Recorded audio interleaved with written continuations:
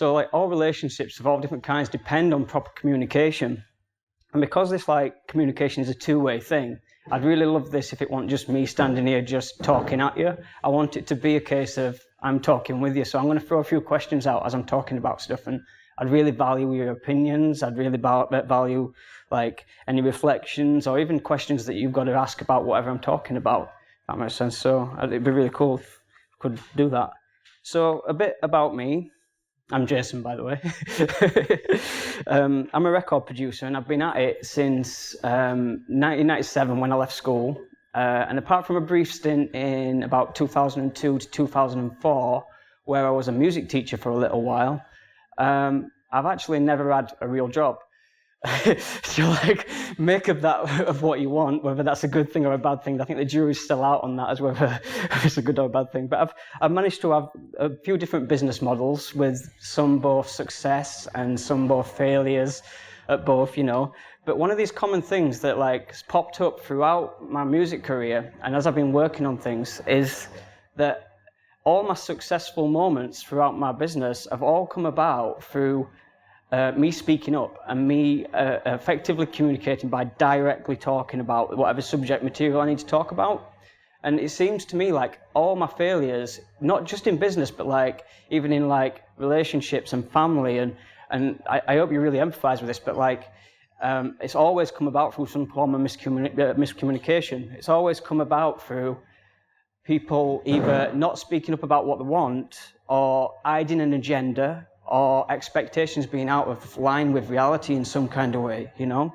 So you can see why it'd be a really good idea then to build initial interactions on solid ground in them very first initial moments when we meet someone. So while I'm telling these few stories that I've got to tell, just a couple of stories that I've got throughout my life that might help with this, I just want you to be thinking about like what holds us back from reaching our goals, and how could that be better by actually speaking up and going after what it is that we actually want? So, is that all right? Is that all cool? Yeah. This crowd participation, come on, is it all cool? Yeah. Yeah, brilliant. So, one of my earliest memories of this kind of thing happening is when I was about 8, and I'm at school, and this local performing arts development group come into school with this like really big, expansive array of musical instruments. And like, I'd already been playing air guitar to my dad's vinyl at like 8 years old, and I'm absolutely obsessed with music right at that early age, right? But like, so as we were walking around this school hall that had been turned into this like magical music workshop full of all these instruments, I'm just like loving it. I'm absolutely absorbed in these instruments. I want to play every one of these instruments, and I want to get involved in whatever way I can. And like, I'm absolutely loving it. And my eyes are like as wide open as like on Christmas morning, you know? It's like a kid, you're just obsessed with all this, what's going on. And so after I sat through this performance of proper musicians all playing their instruments and watching them, we all got asked to put his hand up. We all got asked to talk about, even at 8, we all got asked to talk about what instrument that we'd like to play, and if it were like an invitation for us to get involved in like formal lessons. So I'm looking around at all my friends in the school hall, and none of them are putting their hand up. Nobody else seems remotely as interested as what I obviously am. I'm passionate about it at that age, and nobody's putting their hand up. And the only people that are putting their hand up are the girls from Recorder Group. And like, just a side note, that's the most awful instrument that's ever been invented. Why?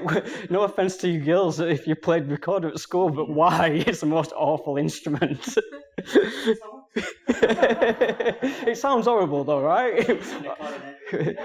We've all got like London's Burning ingrained in our head, haven't we, from that? So apart from the Recorder girls and a blind boy that wanted to play guitar and a disabled girl that wanted to play cello, all my classmates, I'm just looking around and they're just not interested. And I'm thinking, please put your hand up so I can put my hand up. You know, that kid thing that you do, it's like, you do it so that I can do it. And it just, like, nobody were doing it. And so I just sat there and I just stayed quiet. and you know what? I was so gutted in myself. In that moment, I was like being a follower. I was like following everybody else, and I was so upset with myself. It really pained me for the next like couple of years, watching the people that I'd chose to do something progress and grow and be able to play their instruments. And whenever I saw them, it'd pain me a little bit.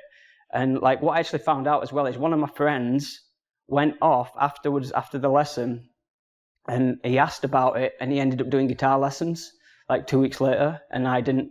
So it like, and even more like, oh. So anyway, like I get to secondary school and I'm about 13, and we have a music class once a week, and that same performing arts development group comes around again with some more instruments, and I'm thinking, yes, it's a second chance, brilliant. And this time they're more like ethnic instruments, and we get given this. They're more like world music instruments. So there's like ethnic drums, there's sitars, and all these kind of things, all these different world music instruments. And I pick up this Indian drum called a tabla. I think it's called a tabla, and you press it and you like touch it in different places, and it makes different pitched notes. And if you've never seen one, you will have definitely heard one in any kind of Indian music or whatever. So I'm just banging away and really enjoying it. And again, it was a formal invitation for us to get involved in lessons. And at the end, I'm just looking around at all my friends again, and this time, no one's putting their hand up. So it's like even worse for me. At least there were some people that put their hand up before. There's no one putting their hands up this time. So I just sit there and I'm just quiet again.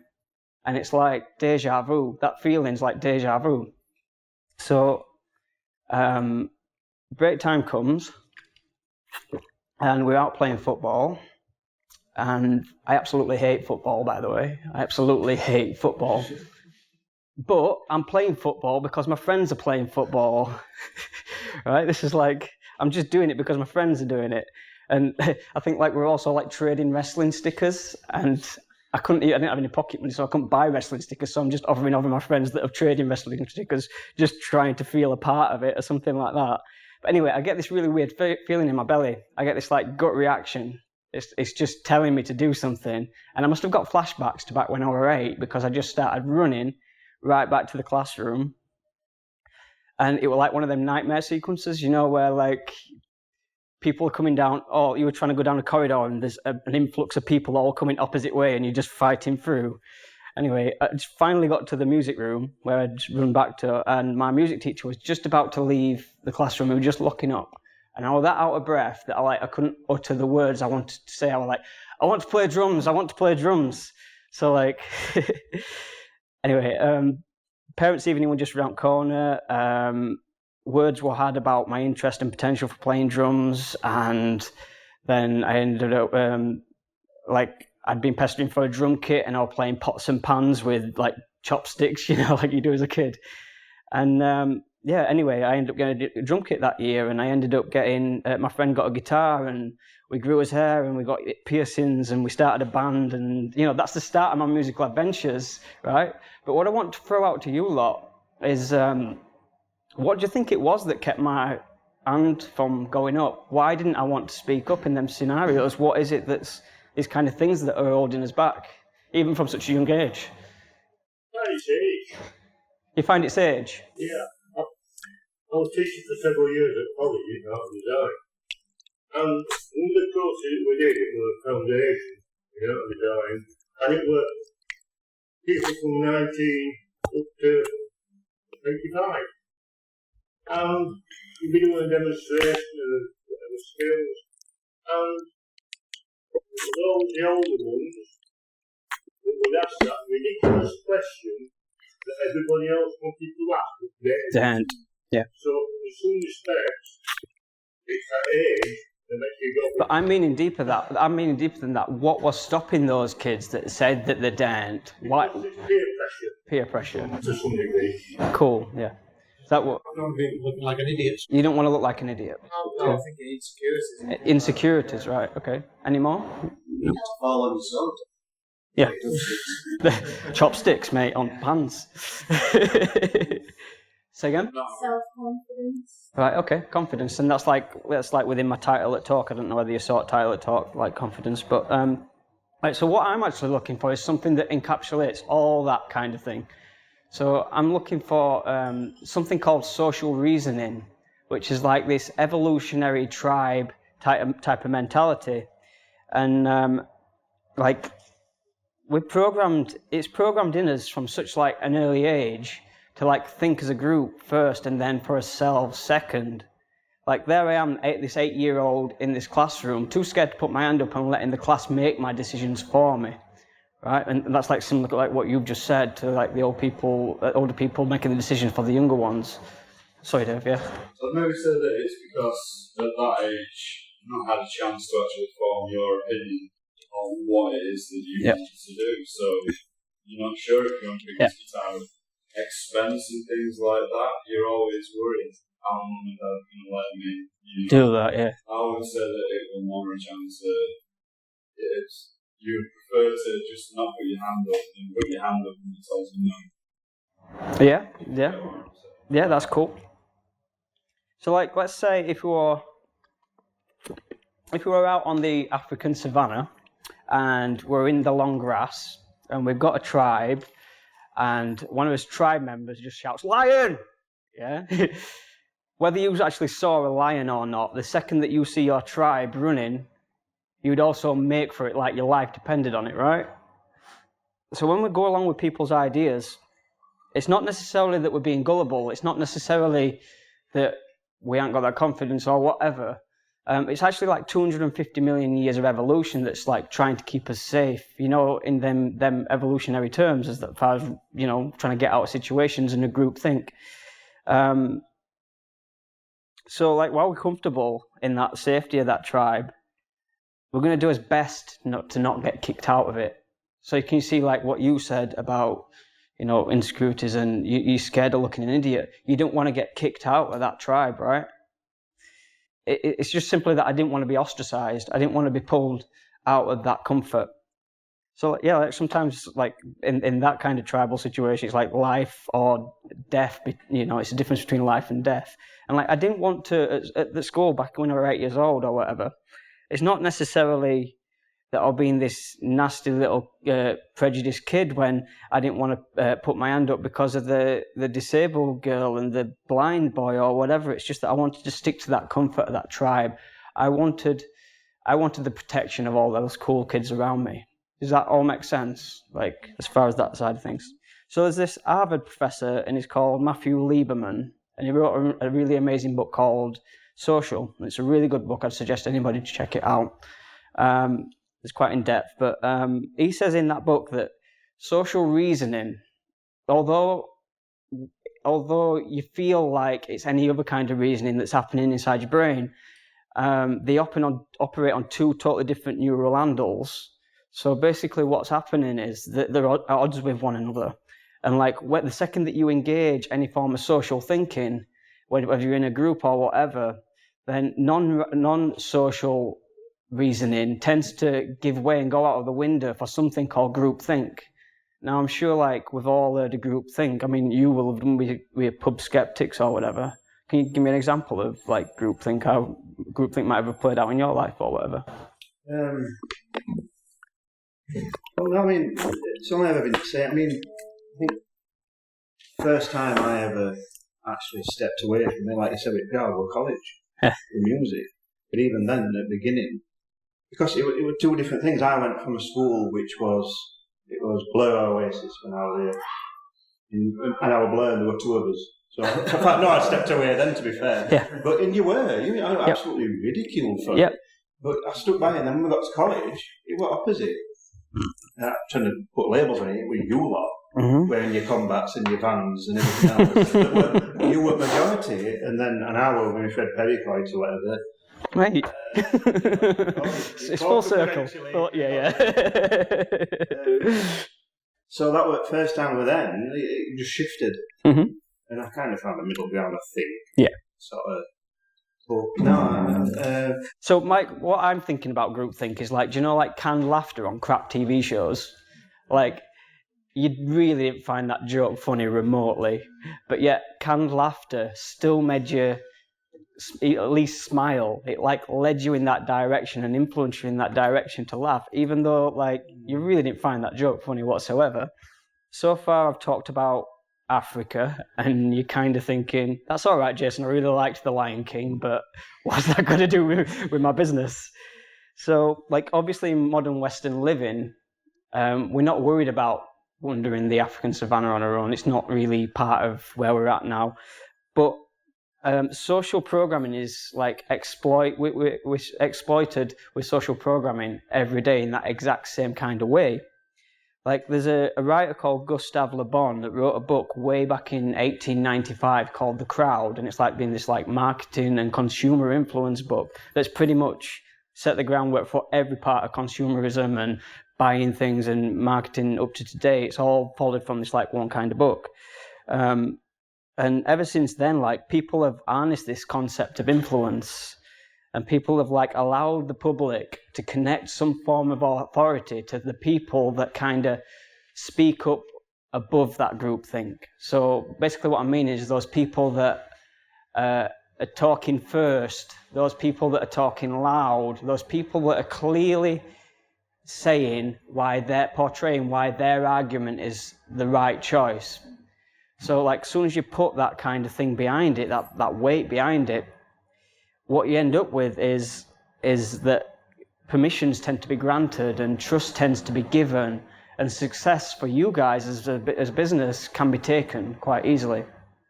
Whereas most people that think in groupthink, as I've already said, can be quite easily manipulated and quite easily be treated like puppets. And like, I guess you've talked about that in, yeah, exactly, or politics, like at minute, modern politics.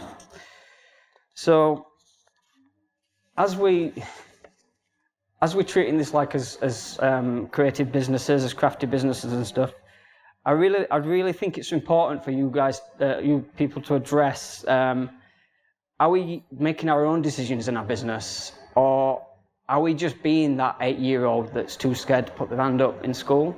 I think it's like a really important thing that you should be asking yourself as you're going into these businesses. Does that kind of make sense? Cool. So I actually once got to work with one of my childhood heroes, and like, for anybody that ever gets to do that, like, I can't even explain how amazing that is when it comes full circle. That like, I used to have posters on my wall of this guy that I used to work for, and like, it used to be that I couldn't afford his records when I was a kid, so I used to copy him onto cassette, and cassette, that's like a long time ago. And like, we didn't have a computer or a printer because it was before that, and so I had to cut pictures out of magazines to make little cassette album covers. Well, anyway, like 17 years later, I'm on the phone with him and he wants to work with me, and you can imagine what it's like. I'm just like mind blown. It's like I'm so nostalgic and transported back to that time when, like, you know, in early 90s when I was listening to his cassettes and stuff, and it's incredible. So he likes my work and he wants to, you're trying to guess who it is now, aren't you? No, I'm not gonna say his name just because we're friends now, and like there's a bit of history that I'm gonna just quickly talk about, and it don't reflect good on either of us. I don't want it to be sorry. He probably knows. So, yeah, like I said, 17 years later, I'm working with him and we're making some demos. And for people that are not technically minded, that don't know about the music stuff, like when you do a demo, it tends to not be out to the public audience. It tends to be just an informal kind of, it's basically trying out song ideas, trying out different things, and then he's going to shop it maybe around industry and then put together a proper album. So that's what like a demo type thing is. So because that's informal, it pretty much trusts working with somebody that's new or new at the time. And yeah, so I make these demos and he's really happy with them. He especially really likes the mixing. And again, it's a technical element. Usually, sometimes you get somebody that records the record and then you get somebody that mixes the record. It's like two separate things. So he really enjoys the mixing, which on this rare occasion I've done both recording and mixing. And so he asked me to do his up-and-coming album, which is just like mind-blowing again. I'm just like so happy and over the moon. And like the end of the conversation kind of goes a little bit like this. He says, can you mix the album for X amount? I'm not going to say how much it was, but like we'll say X amount. So can you mix the album for X amount? And me being in that position, in that frame of mind, I was just like, yeah, definitely. Owen here wouldn't say that, you know, like you're just going to work with your hero, right? For whatever it costs, whatever you charge, whatever. So I'm like, yeah, and I agree to that price and I just start working. And in my mind, I've just pretty much priced him on a week's worth of mixing, because at that time, a little bit of maths, I'm crap at maths as well, that X amount divided by 7 is actually my normal day rate, and it's a total coincidence that that's my normal day rate that I've been charging. So I'm just like, yeah, sweet, I'll do it for that much. That's my normal rate. I'm going to work with Childhood Hero, so that's perfect. So in the end, I submit my mixes at the end of that week that I've just worked on. And he has it for review and he really likes it. Again, he's into my mixing, says it's really energetic, but he's just got a few changes that he wants to do. He's got a few details that he wants to just work on. And what tends to happen with mixing is a mix engineer is left to his own devices. He works his arse off, sorry for swearing. And yeah, and then you submit your mixes for review, whether that to be a record company or whether that to be the artist themselves, the songwriter, the record producer who's recorded it, not the mixing producer. And they'll come back with some notes. They'll be listening and they'll make notes, and then they come back to me with some feedback. And then usually from that point, it's just a few tweaks. It's just like, oh, I'm going to turn this part up a little bit. I'm going to turn this part down. I know it's all technical, but does that kind of make sense or whatever? That's where I'm at that point. So I've done that for a week, and he books in to come with me for a day to do these tweaks. And very quickly, it appears that like he wants to turn the entire album upside down. There's so much that he wants to do, and I'm thinking, this is never going to get done today. This might not even get done this week. And he's on about re-recording full sections, the most editing that I've ever done in my life, rewriting whole parts, replaying whole parts. It's really going to take a long time to do this. And in that moment, I get that same feeling in my belly again. You know that one from like when I was 13 at schoolyard, when I run straight back to music room? It's that same kind of feeling. I'm all anxious, and I'm like, I need to speak to him about money. I need to speak to him about how long these ideas that he's got are going to take. It's going to really exceed my budget that I've already quoted him, and it's going to take a long time. And so I'm there, and I'm like, I just stay quiet like I was back at school. And this is me like an adult. I mean, I might have been, when was it? Oh, I don't know. About 5 years ago, something. I just stay quiet again. And you're thinking, why? Why wouldn't you say something? Well, right in this point, I'm working with an industry leader. I've now managed to worm my way into being in this really high-ranking tribe. I've worked for the best part of a decade trying to get admiration of these real top people. So it's like, in me, I just think, if I just stay quiet and if I just knuckle down for a week, if I just like work harder than I've ever worked in my life, just for the space of a week, then surely I'm going to arrive at a mix that he's going to be happy with, that he's going to go away with, and he's going to be like, yeah, I'm happy with that. So I'm confident in myself that I'm only going to spend a week, you know, mixing this record, and he's going to be happy. Now that week, it turned into 5 weeks, 5 more weeks. So I'd only quoted him for that 1 week. And in the end, I had to invoice him in reflection of that. And what I got back was this like heated debate from him and his manager about how I'd quoted it as being that X amount, that original X amount, not X times 6 weeks. So in end, I only ended up getting paid for that 1 week's work out of 6 weeks, you know? And that's like, for me, that was a lot of money, you know? Running the studio prices are pretty expensive, and like 6 weeks, you know, prices on that is like, and not getting paid, only getting paid for one of them, it's a lot. So what's even worse, you're thinking that's bad enough, I got pulled off the project and somebody else got to do the final mix. Then even worse than that, the album then topped the charts. It went right to top of charts. I can't remember whether it was number 1 or number 2. It went right up to top of charts. And which is really bad for me in business, because my records always roll onto the next record. Basically, by people seeing my name in those album credits. You've seen those liner notes inside an album, recorded by, mixed by, whatever. So people see mixed by Jason Sanderson, and then they automatically want to book me then for their job, you know? So not only have I lost this 5 weeks of work, money, I've lost the potential of earning any more money from that job, but I've also lost the potential of future clients. So that's a really big upsetting thing. And for a long time, I was so upset about this. I was so miserable about it.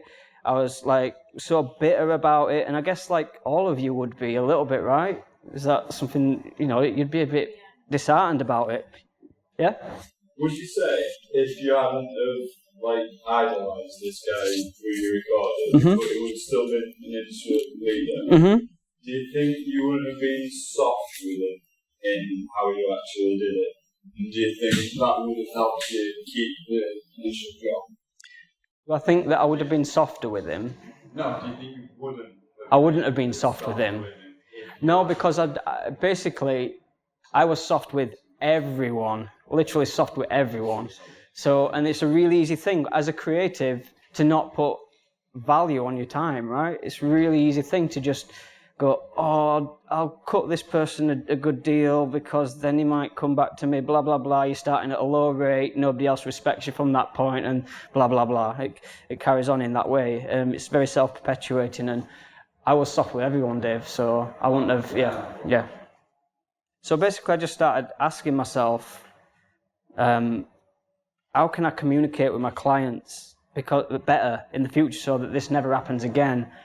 And I had to realize that communication is like this two-way thing. It's never just this one-way thing. And when he asked me, can I do that record for X amount, I just said, yeah.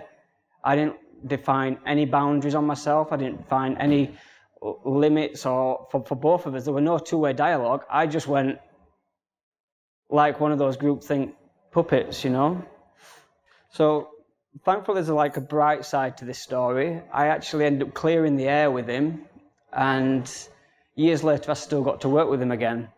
And but this time the communication was way, way better this time. And we were both much happier as a result because we had the better communication. And the messages this time went a little bit more like this. It were like, can you mix each song for X amount? So I was like, man, I don't know, after last time, after all those miscommunication and after all what happened, I don't know whether we can work together again. He put, it'll not be like that this time. Let's let bygones be bygones and let's move forward, which was really humble of him. And I'm still really I've still got a lot of gratitude towards the fact that he was so humble about it. And which you'll find most people at the top are really like that. And so I put, well, the only way that I'd be willing to mix this record is if all the work that I'm supplied if all the recordings that I've got to mix are all ready, they're all finished, they're all ready for me to start my job. And if I'm going to be working for that rate, that's going to reflect my day rate. So basically, I'm going to say that I think it's going to take me a day to mix each song. Now, if it goes over that because the stuff that you are giving me is not ready to be mixed, then we're going to have to renegotiate. His reply to that was, perfect, let's do this.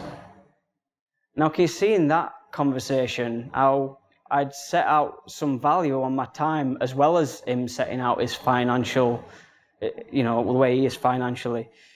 We both went into that project with equal expectations about where the project's going to end up. It wasn't that it was just one-sided.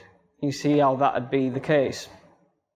So all my records now start like that on better terms. I'm keen to have this like conversation. I'm keen for it to be a two-way dialogue. So it's not just like him saying it and me going along, or me just saying it and him just going along, because that happens as well when you start. I'm talking about the top people. When you start working with the bottom people, they just nod their head and then they're not happy because they've just nodded their head. So I'm keen to get a two-way conversation out of every client that I'm going to work with. Usually in business, people are only ever upset when trust is broken. So like that's usually surrounding things like money and time. So if you speak up effectively right from the start when you're having a communication with people, and you communicate effectively from that, then it doesn't even matter how much you're charging. It doesn't even matter how good your end result is, providing that initial interaction always reflects both people's expectations. Does that kind of make sense? Yeah. Cool. Striking that balance between demanding add-ons in your contract and putting them off hiring you, isn't it? Yeah. Always go higher. It is a delicate balance before you piss somebody off. Yeah, but the thing is, do you know, like, say how much, I'd even say trauma from the first part of that story where it was all going wrong, right? Was it worth all that? Was it worth all that anguish in the first place? So say if you put your prices to a little bit higher than what you're supposed to do, and then somebody's not interested with that. Well, I can't disagree with that. Exactly. So, like, you know what I mean? So, like you said, when you got that burning feeling that you were there, follow that. that's when you just spoke. Follow your gut when it's trying to tell you something. You say at the start, and we brought it up midway, so they're going to shop it. Yeah. The problem with fetching it up midway is just that trust. Like I say, you're kind of breaking that trust that you've started out with in the first place. Well, you're stretching the trust, I'd say. If you're leaving it at the end, then you're breaking it, definitely. But you're stretching that trust if you fetch it up in the middle, if that makes sense. One thing about this guy is work's being received amazingly. Like, and that's because he's having this same kind of authentic communication with his audience. So when he puts up he does a lot of his work with crowdfunding and is like a spearhead for the Pledge music campaign stuff that's going on. So when he puts up for funding, his audience literally just jump at it with some kind of reciprocatory element, because he's having this two-way conversation with him. Whenever he's doing something, it's like pushing content completely out all the time with really high value content, and then he's actually engaging his audience and asking them to get involved all the time in everything that he's doing. So I'm not going to talk much about that, because obviously I've spoke for ages, so I'm going to finish. But I'd suggest, if that sounds interesting, that you check out somebody called Amanda Palmer on TED Talks. So you can just go into YouTube and type Amanda Palmer TED Talks, and she talks a lot about how she asked her audience for 100,000 to make a record, and what she actually did was a target stretched. She ended up getting $2 million instead of $100,000. Just by using these same kind of principles as what I've just been talking about. So it's a really interesting talk, and I suggest that you check that out. And then, like, in finishing this, I just like to say, let's not leave asking to hindsight. Like, for the introverts, which we've said that everybody's an introvert bar him. Yeah. So, like you said about confidence earlier, like, all confidence is just situational competence. So, like, if we ask a little bit more of ourselves and start asking other people for what we want, and we keep doing that regularly, we'll eventually become competent in asking for what we want.